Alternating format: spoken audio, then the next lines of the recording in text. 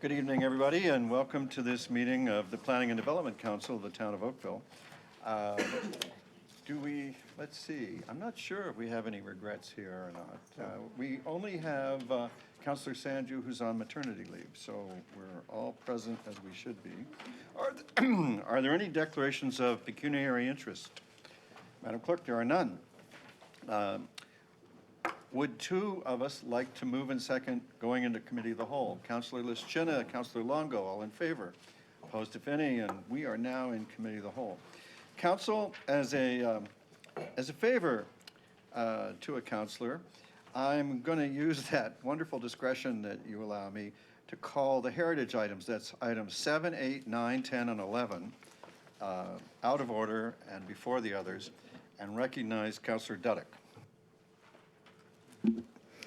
Thank you, Your Worship. I would be pleased to move the minutes from the Heritage meeting, and I'd also be in favor of giving you a motion for, is it 7, 8, 9, and 10, unless there is somebody else who has a question. There is one issue, though. There is an amendment on the intention to demolish 110 Dean, and that's been noted by the clerk, but it doesn't impact the decision. And I believe everybody has that in front of them, am I right? Thank you. No, they don't. Okay. Well, then, Councillor, you should tell them. Okay, so it's there's an additional wording that's number 3, that the property owner enter into a heritage easement agreement with the town prior to the demolition of the building in order to ensure the history of the area is commemorated within a future development of this site, and 4, that the town solicitor be authorized to discharge the heritage easement agreement from title at the expense of the owner once the requirements in the agreement have been satisfied to the satisfaction of the manager of policy planning and heritage, and the owner is receptive to those changes as well. Thank you, Councillor. Are there any questions? Is there any objection? May I put the vote? All those in favor? Opposed, if any? That carries unanimously. Thank you, Councillor. We have a consent item, being the assumption of Bronte Creek Community Development Subdivision, Crystal Homes Phase 4. Is there a mover for this consent item? Councillor Elgar, thank you. All those in favor? And any opposed? That consent item is carried. What about the consent item, assumption of Davis Minardi subdivision? Anybody? Councillor Giddings, was that a finger? Councillor Chisholm. Councillor Chisholm moves the assumption of Davis Minardi. All those in favor? Opposed, if any? We're making progress here. Then we have the other consent item, which is the subdivision agreement for Bronte Green. Councillor Elgar? Yeah, I'm not moving it, but I do want to speak to it, and I would ask for this recorded vote at the appropriate time, because this is kind of a very, very important thing that happened here. It was in 2009 with our official plan that was approved, where we designated enough land to meet our employment and our population forecast to 2031 at that time, and this property was not part of the land that was designated for population growth at that time. It says in the report that it was approved by the board in July of 2017. That is true, but it could have also said that it was approved by the board subject to a negotiated settlement between the town and the developer. When you get into an application like this, it's also, I believe, will never be a true, what we try to do is have complete communities. And the reason for that being, this community is going to be a minimum of 1,045 units. However, the school is not guaranteed. Unlike the subdivision at Niagara and Dundas, where a school was moved onto a person's property with the designation back in the mid-2000s, and to date, the school has never gone there, and the residents there still are sitting there with a school designation on their property. In this case, the development application, it was quite different. In this case, in the settlement, they have said if the school boards do not purchase the land within 7 years, they have an as of right to put 45 more units on this property for the 4.5 acres. So I don't believe it will be a complete community. I just feel that the good thing is, if everybody reads the minuscule stuff in their offers to purchase agreements, they will see that it is spelled out, that it is quite possible. There will be busing, they will be bused outside of the community, and that's spelled out, I agree, but it's a kind of a shame that after 7 years, the houses will be on that property if they don't buy it. So I will not be supporting this application. I would ask for a recorded vote on this particular application with Sawwet. Councillor O'Meara. Just have a question of staff. I know that this subdivision includes the residential properties. Do we know when the commercial properties on this, in this development are gonna come through, and what those commercial properties are going to allow or permit to be built? Again, to come off the complete communities, one of the big discussions we have in one area of Ward 1 now is that you can't buy a bag of milk without driving 5 minutes. So I'm wondering what's gonna be permitted to be built in there. Thank you. Through your worship to the councillor, we don't know exactly when those units will be coming on. I understand that there is along the west side of Bronte, if I got that right, no, east side of Bronte, there is commercial allowed for in terms of the plan. It would be accessible up for people driving in Bronte and also for those in the neighborhood, but it's not a major retail area. It'll be more of a convenience commercial for the residents of that subdivision. That's my understanding. So we don't have any sort of we can't compel them to develop it so that the commercial retail uses that are meant to serve the residents living there, I mean, can they wait years and years to develop that after we've already allowed them to develop the residential element? So if I could just add, the timing of development is always dependent on the applicant themselves. So we have no real control over those elements of it. But just to clarify, at the south end of the plan, there is a commercial plaza that's proposed to be in that site, in addition to the retail that, the small amount of retail that's along Bronte Road. But this commercial component is not part of this subdivision. It'll come forward as part of another application in this area. So you don't see it now, but you will see it at a much later date. And again, much later date, we have no control over. It could be years and years from now if it's up to the developer. Is that correct? In any development case, it's always up to the developer what the timing of when they're going to develop those lands. I would expect they're looking for a market of the residential to be in place prior to bringing the retail on board. Thank you. Councillor Adams. Thank you. Could staff tell me what happens if this subdivision agreement doesn't get agreed to by council? Does the developer have an appeal right?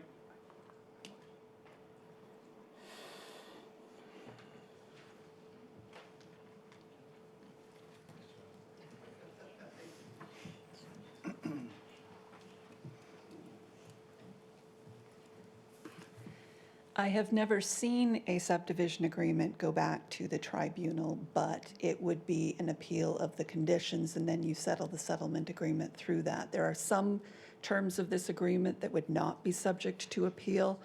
There would be others that, could be within the realm of what is tied to the tribunal's condition that there be a settlement agreement or a subdivision agreement.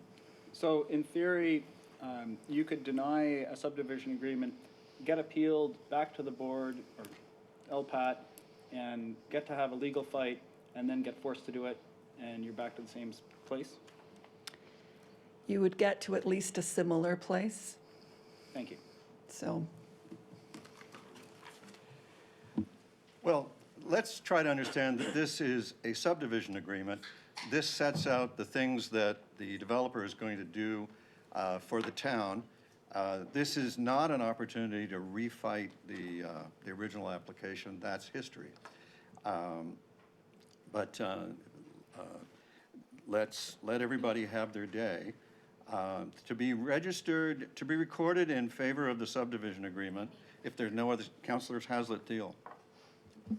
Just for clarification, on page 18 of the report, under the financial considerations, I'm assuming the word upset limit means upside limit? Is that correct? They're the same thing. That, I just never heard it written that way, so just want to make sure I'm understanding what I'm agreeing to here. Through you, Mr. Mayor, no, that's correct. It would mean the same thing as upside. Actually, we usually refer to it as the upset. So at the very top of limit, that's what it would be. Okay, and So- my second question is, so if I understand the conversation that's occurred, we're not in a position tonight to say, change the requirement that, you know, around the school or the number of units that could be on if the school is not built. We don't have any of that latitude tonight. Those were fundamental decisions of the LPAT or the Ontario Municipal Board at that time. So those are not decisions for tonight. The decisions for tonight are how the conditions of subdivision approval are then translated into the actual agreement that is in front of you tonight. Okay, thanks very much for clarifying. All right, so we need a mover for this so we can have a recorded vote on it. Who will oblige us with a motion? Councillor Adams, thank you. To be recorded in favor, please rise to be named. Councillor O'Meara, Councillor Robertson, Councillor Duddick, Councillor Chisholm, Councillor Giddings, Councillor Hazatiel, Councillor Longo, Councillor Knoll, Councillor Grant, Councillor Adams, Councillor Lispina, Councillor Farmer, and Mayor Burton. To be recorded against it, please rise to be named. Councillor Elgar, the motion carries. And the symbolic gesture was close, I guess is the way to put it. All right, Council, the next item before us is the discussion item, the recommendation report for the draft plan of condominium at 2578 Bristol Circle. We have no delegations. Councillor Adams, it's your ward. Unless there, as you said, there are no delegations, I've reviewed the material, I'm happy with it, I don't need a presentation, and I'm happy to move the recommendation of staff. Thank you. Any discussion? May I put the vote? All in favor? Opposed, if any, and that is approved. Thank you, everybody. Number 5, the recommendation report for the Sillwell development. And there's no delegations known to me. Councillor Knoll? Similar to Councillor Adams, Councillor Grant and I have discussed the matter. We've discussed it with staff. We're both satisfied with the recommendation and happy to move it. Thank you. May I put the vote? All in favor? Opposed, if any, and that's carried. Number 6 is the Halton Integrated Growth Management Strategy, results from the community engagement to determine our weighting of the evaluation framework for the growth scenarios. And the motion is to receive the report and to endorse it and submit it to the Halton Regional Council. Is there, I'm not aware of any delegations on this either. Is there any, Jeff Adma is here if you have questions. Councillor Chisholm.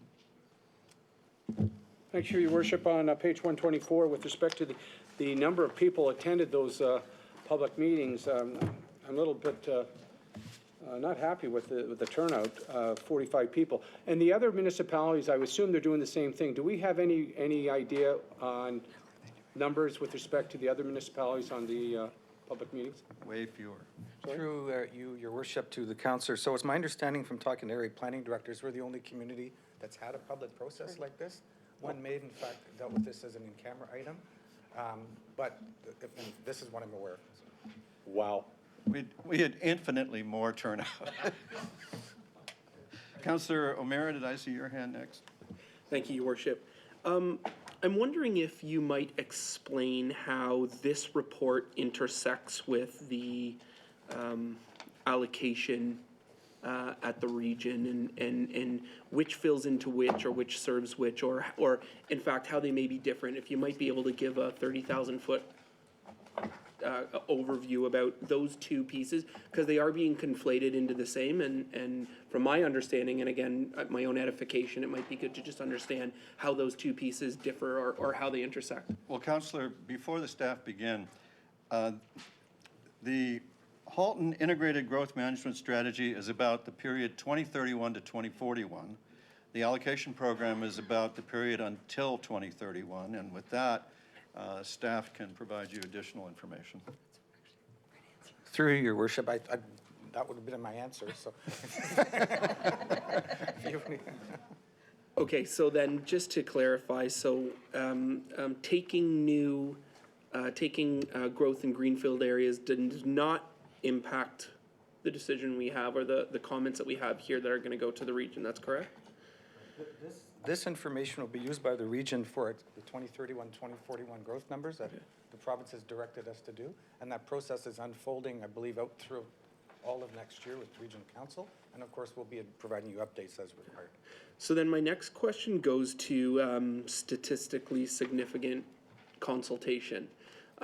After reading through this and reading through staff's comments about the difficulty and the technical aspects and understanding that, I guess how do we even feel confident passing on this information to the region to say that we really have any opinion or that our residents have any opinion on this based on A, the low numbers, and B, the incredibly over-technical way that this is done? I mean, can we confidently at all claim that our residents have understood and put forward information on this? Through your worship, so the report is clear that it's not a scientific, you're correct in that comment. It's not a scientific survey that was undertaken. It was one wherein people were made aware of it through our website and other means, and they were able to participate at their own direction. The numbers aren't significant, but as the report says, it does reflect the views of those that attended and interacted with the process. That I'm confident of. The numbers are what they are. We also pointed out, or agree with your comment, that there's some highly technical language here that may have impaired some people's ability to interact with the process. I know that when we met with them, we had a lot of good dialogue, and you were at one of the meetings, and I think Jeff also offered up his own personal phone number for people to help to do the survey. So we were able to do what we were able to do, but it was a technical piece. I would agree with you on that. And we'll ensure that the region understands the level of engagement we feel then that or the level of, I think engagement's the word I want to use, that our constituents had. So I'm not sure, through your worship, I'm sure I understood the question. If you could repeat that, please.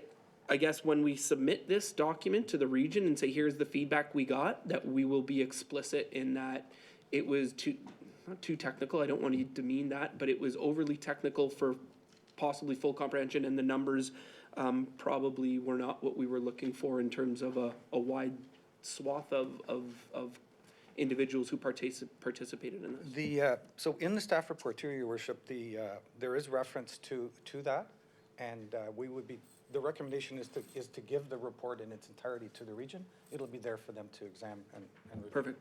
Thank you, Your Worship. Councillor Elgar. Yeah, thank you. Through you, Mayor Burton. Just going forward, when we're doing the reports, when we see targeted population and jobs, can we change that to a forecasted population and jobs, similar to what the province says we're supposed to use? I see it's page 133, 135. It's different places, but it keeps happening all the time, everywhere, by everybody. So, thank you.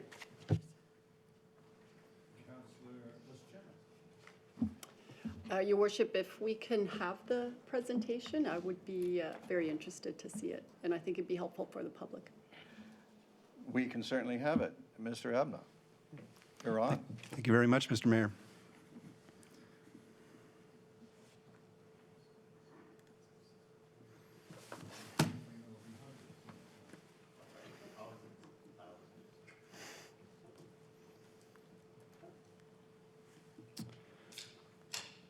So just a quick refresher on what the IGMS, or the Integrated Growth Management Strategy, is. You may recall that the 2019 growth plan requires Halton Region to plan for 1 million people and 470,000 jobs by the year 2041.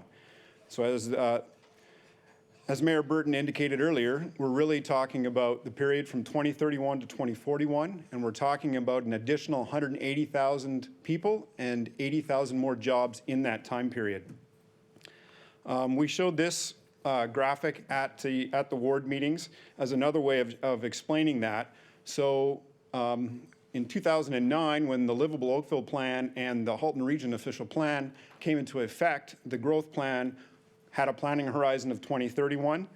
And I believe it was the growth plan 2017, they changed the numbers and changed the planning horizon to 2041. So the region is now in a process to look at those numbers from 2031 to 2041. Oakville has actually kind of gotten ahead of the game in that respect and has and you guys have adopted the urban structure, and this has also been gone to the regional level of government. There is one outstanding appeal, which is why it's not in complete full force and effect yet. But that Oakville's urban structure really sets the stage for the beyond 2031 from Oakville's standpoint, and actually brings us to 2041. In any event, as I said, the Halton Integrated Growth Management Strategy, and I'm going to refer to it as IGMS from here on in for hopefully obvious reasons, is basically a project to figure out where those jobs and people will go beyond 2031, up to 2041. A number of growth scenarios have been developed as part of the IGMS, and these growth scenarios were originally brought to Regional Council back in June of this year. That report also included a set of evaluation criteria that regional planning staff and their consultant are looking to use as a way to choose which is the best growth scenario for all of Halton. And as you may recall, Halton Regional Council unanimously voted to defer the growth scenarios report along with a companion report regarding major transit requirements so that input from each local municipality could be received regarding the evaluation criteria. About a month later, we received a template from the region in which to provide our feedback back if we so chose to do so.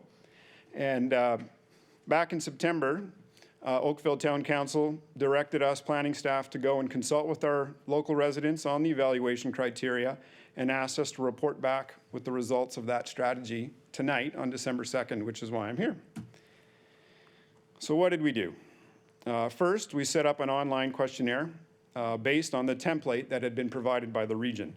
And I just want to stress that it was provided by the region, and as you're aware, it certainly wasn't geared towards a public online questionnaire. And we actually struggled with the wording when we put the evaluation criteria into the questionnaire about how it would be received by the average citizen, because these criteria weren't really originally written targeted towards the average citizen. They're more of a technical nature. But we felt we didn't have the right to change a document that was not ours to begin with. And we didn't want to risk either inadvertently misinterpreting or changing the intent of any of the criteria by simply trying to make it more clear. This here is a screenshot of what the online questionnaire looked like. Respondents were given all the criteria verbatim. What we did try and do, as you can see in the first line there, we've put an information dot right beside some of these acronyms so that you could scroll over and it would actually tell you what that acronym was. But yeah, as an average citizen and sometimes even as professionals, you know, knowing right off the top of our head what's a UGC and MTSA and all those type of other acronyms that were used along the way, we felt, okay, we'll at least try and do that to help respondents out. So then they were asked two things for each criteria. Do you consider that criteria to be a local planning need? Yes or no? And then the second question is, regardless of your answer in the first one, what weighting would you give it? What priority should it have? So for example, if you felt a criteria, oh yeah, that's definitely a local planning need, you can vote, you could say yes, but if you felt it wasn't necessarily one of the top ones that should be considered, you could give it a weighting of 1. Alternatively, you could say no to a criteria because it's not a local planning need, maybe it's a regional planning need, and still rate it quite high. So the two don't necessarily need to align, but I'll get into what the results were showing a little bit later. What else did we do? Well, at your request, we held public ward meetings in each of wards 1, 2, and 3, and a combined meeting for wards 4, 5, 6, and 7. This schedule was, we worked with you to figure it out and set it up. And as you can see, attendance varied quite dramatically across the wards. Our original intent at these meetings was to provide a brief introduction to the IGMS and then in the meeting walk people through the questionnaire, answering any questions of clarification as we went. But we almost immediately discovered that that was not going to work because the meeting attendees were very interested in having a much thorough and in-depth discussion about the IGMS, about the criteria, about growth in the town and region in general, and even other local planning matters that were happening in their neighborhoods. And so after you get through that which was really great discussion, there was certainly not going to be enough time to walk people through 32 criteria, asking them 2 things about every single one. You can imagine the meetings would have gone on for a very long time. So we responded to questions, we engaged in good discussion, and then we urged people to complete the survey when they got home, from the comfort of their home or in their office the next day. As was noted, we provided our phone numbers to say, look, if you have issues along the way, give us a shout. And I actually had a couple people take us up on that offer, and I helped them through a few of the more difficult ones that they're having problems with. And what we really tried to do then is when concerns or questions were raised, we tried to link their concern or question to one of the criteria and give an indication of, hey, if you feel this way about that issue, if you say this about this criteria, that will help reflect what we're hearing from you tonight. So we were hopefully tried to connect to the online questionnaire as much as possible. A little bit, we've already kind of got into this already, but I just wanted to stress that while we had 36 people respond to the online survey, and if any of them are listening right now, I want to give them full kudos to actually getting all the way through and contributing their opinion. I think it's valuable. So kudos to them. But you can't come out and say that those 36 people are representative of all of Oakville. They're representative of themselves. They came and they chose to participate. So this is not a scientific survey, and its results are not statistically relevant. But having said that, these results do represent the views of those people who chose to participate and be engaged, and therefore it's valuable for council to hear. So, what did we hear?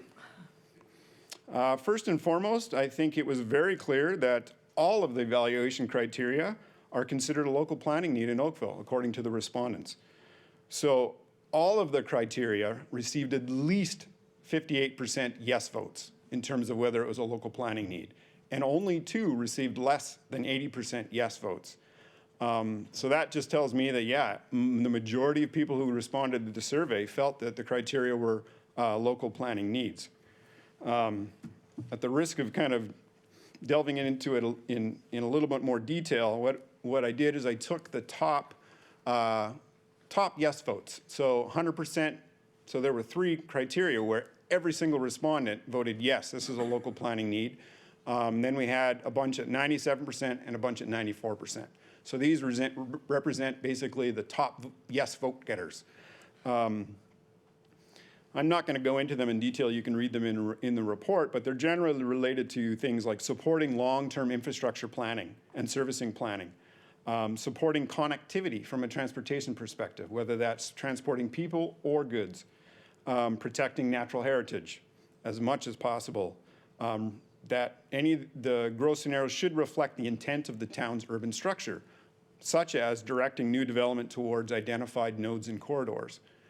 And so on. So that was kind of the themes of the top yes vote getters. And if you flip that around and you look at the ones that received the lowest amount of yes votes, and I think it's still important to stress that even the third bottom one still received 81% yes votes. So these really aren't the ones that got they got the most no votes, but it wasn't a whole lot. And so that's important to remember, but it's not surprising that this list is a little smaller and includes themes such as protecting areas for mineral and aggregate extraction operations or agricultural areas, because we don't really have those in Oakville at all, even though they are within the region. So then moving on to the priority rating, I did the same thing, and so this is the average, the mean average of 1 to 5. So the highest criteria got an average of 4.5 out of 5. And the next one was next ones were 4.4 and 4.3. And there were certainly similarities between the list of, yes, these are important or local planning needs for Oakville, and these are the ones that should be weighted the highest. And so the way I tried to show that is I italicized every criteria in this list that was also in the other list. And you can see there's all but one of them, there's crossover between the two. So there certainly was alignment there. So the same themes: natural heritage protection, long-term infrastructure planning, connectivity, and reflecting the intent of the town's urban structure. Again, flipping it around and looking at the other side and looking at the lowest mean average, And, you know, I have to say, look, our middle of the road would have been a 2.5. And you can see the lowest weighted criteria got 3.1. So this is still showing these are important, maybe just not as important as the ones in the previous list. And, you know, they reflect the same ones, you know, regarding mineral extraction and aggregate operations and things like that. So those are just kind of one way of looking at it and grabbing a snapshot. What's included in the staff report in Appendix A is the complete table. So this is the template or the framework that the region provided to us in order to provide our feedback back if we wanted to. So I went through and I filled out the entire table, and this is just a screenshot of one page. So anything in gold or brown shows all the yes votes for the local planning need, and the next column is the mean average. And then what I did is I did a weighting of it, because you can have a mean average where half voted 5 and half voted 1, and it shows up as 3, or you can have everybody voting as 3, showing the same mean average. So this tries to get at, okay, what was the actual distribution of that? So that's all included in Appendix A. The last question on the questionnaire was an open-ended questionnaire that we added on, basically asking if respondents had anything else that they wanted to share with council related to the IGMS work and the evaluation criteria specifically. So all of the responses we got are also included in Appendix A. And this here is a very brief summary of the comments. What came through loud and clear in both the meetings and some of the comments that came back is that the language of the evaluation criteria is extremely complex and hard to understand. Other themes that came through is climate change needs to be a top priority. No more sprawl in the region. There was definitely a support for densification, but only with very specific consideration for transit, mobility, connectivity, adequate park space, complete community on mix of uses, and the needs of older citizens. And another theme that we heard is that we need to be clear about the effect of the growth scenarios will have on taxes. And this relates to what we heard in the criteria in terms of, you know, the need to support long-term infrastructure planning that makes sense. So what's staff take on the results? We didn't get super in-depth into this, but one of the things that, again, the message that we really want to send to the region is that the evaluation criteria are of a very technical nature, particularly the wording, including a lot of acronyms, and which we think likely limited the number of responses and the level of engagement that we got. While we acknowledge that it wasn't necessarily written for this purpose when the criteria originally developed, when the region goes out, we would strongly recommend that they learn from the lesson that we learned, to take and hope that they take it to heart, that when they go out, they will work to frame the IGMS, the growth scenarios, and the evaluation criteria using language and concepts that are easily understandable for the average citizen. I really think that's, it may be the only way for their public engagement process to be really effective. I think as professional planners, we've always known this, but this experience certainly reinforced it for us. Oops, sorry. With respect to the results, we really just felt that that they appeared to show support for Oakville's relatively recently adopted urban structure. The urban structure and these results have similarities in the sense that they both want to protect natural areas and prime agricultural land. They both want to direct growth to mixed-use nodes and corridors supported by transit. Connectivity from a people and goods movement is important, and built infrastructure must be done in a fiscally sustainable and efficient manner. So what now? This is the same next step slide that we showed back in September, and now we're on to step 2, back at Oakville P&D, to essentially share the results with you and then look for direction on how to send that input back to the region. Next year, the region will take whatever input they get in whatever form they get from the local municipalities, put it into a report, and then along with those deferred reports, they'll go back to regional council.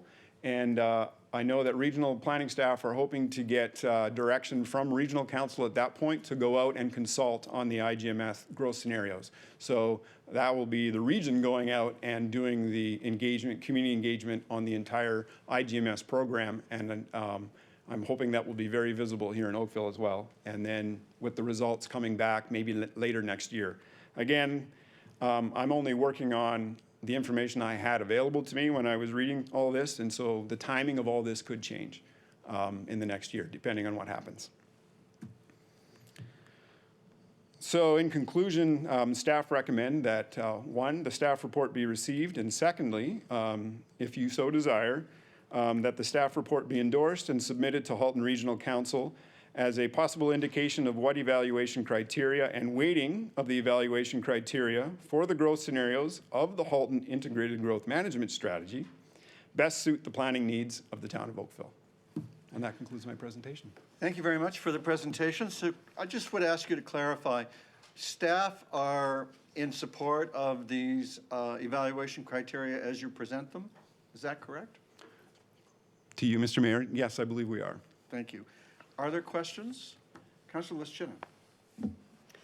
Thank you, Jeff. I just want to make a comment that I think Oakville was an amazing test drive for the region when they get to their public consultation, and I hope that there's a lot of learnings there for them. Thank you very much. Would you like to move it? Yes, I would. Thank you. May I put the vote? All those in favor? Opposed, if any? That's carried. Thank you, everybody. I think we have now worked through all of the public agenda, and we have 2 confidential items. I know we want to go into camera for the second one. Is there someone who would like to move the public recommendation for C1, that the staff report be approved? Councillor Knoll? Thank you, Worship. I'd be happy to move it if nobody else wants to discuss it. We've been in conversation with staff, and Councillor Grant and I have also discussed it. It seems like a very prudent approach to address this matter, so be happy to support it if it's okay with the rest of council. May I put the vote? All those in favor? Opposed, if any? That's carried. All right, now, we need a mover for this motion, that the committee of the whole resolve into a closed meeting session for the purpose of dealing with a matter pertaining to litigation or potential litigation, including matters before administrative tribunals affecting the municipality or local board, and receiving advice that is subject to solicitor-client privilege, including communications necessary for that purpose with respect to item C2. Councillor Duddick moves that. All those in favor? Any opposed? That's carried. We'll ask the clerks to arrange the chamber for a meeting closed to the public. All right. All right, council has now returned to public session, having resolved into a closed meeting session for the purpose of dealing with a matter pertaining to litigation or potential litigation, including matters before administrative tribunals affecting the municipality or local board, and receiving advice that is subject to solicitor-client privilege, including communications necessary for that purpose with respect to item C2. And Councillor Duddick has moved the motion before council, and a councillor has asked for a recorded vote to be recorded in favor of Councillor Duddick's motion, which if it carries, I will read out. Please rise to be named. Councillor O'Meara, Councillor Robertson, Councillor Duddick, Councillor Chisholm, Councillor Giddings, Councillor Haslett-Thiel, Councillor Elgar, Councillor Longo, Councillor Knoll, Councillor Grant, Councillor Adams, Councillor Lischina, Councillor Palmer, and Mayor Burton. I declare the motion carried unanimously, and I will now read out what we passed. It was moved by Councillor Duddick and carried by council. 1, that the town councillor be instructed to proceed as set out in the Glen Abbey update report from the legal department dated November 27th. 2, that the town solicitor be instructed not to proceed with seeking leave to appeal to the Supreme Court of Canada the Court of Appeal decisions dated October 23rd. 3, that council endorses and ratifies the application commenced in the Superior Court of Justice by the town to seek a declaration that heritage designation bylaw 2017-138, enacted by the town on December 20th, 2017, is legal and valid. And 4, that council endorses and ratifies the application commenced in the Superior Court of Justice by the town to seek a declaration that bylaw 2018-15, which adopted Official Plan Amendment 24 to the Livable Oakville Official Plan, and Bylaw 2018-16, being a site-specific zoning bylaw for Glen Abbey Golf Course, are legal and valid. So thank you, everybody, for that. And if I could have a motion to rise and report. Councillor Lischina, all those in favor? Opposed, if any, and that is carried. I rise and report the Committee of the Whole has met and has made recommendations on consent items 1, 2, and 3, discussion items 4, 5, 6, 7, 8, 9, and 10, confidential discussion items C1 and C2, and advisory committee minutes, item 11, as noted by the clerk. Are there a mover and seconder for my report? Councillor Knoll and Councillor Longo, all in favor? Any opposed? The report is adopted. Council, is there any new business of an emergency, congratulatory, or condolence nature? Well, thank you. Then seeing none, how about a mover and seconder for the bylaws? Councillor Grant and Councillor Robertson, thank you. This is for the bylaws as listed in the agenda. All those in favor? Opposed, if any? The bylaws are adopted. That completes our work together, and it's been great working with you. Thank you very much for your time and attention and your contributions, and we are adjourned.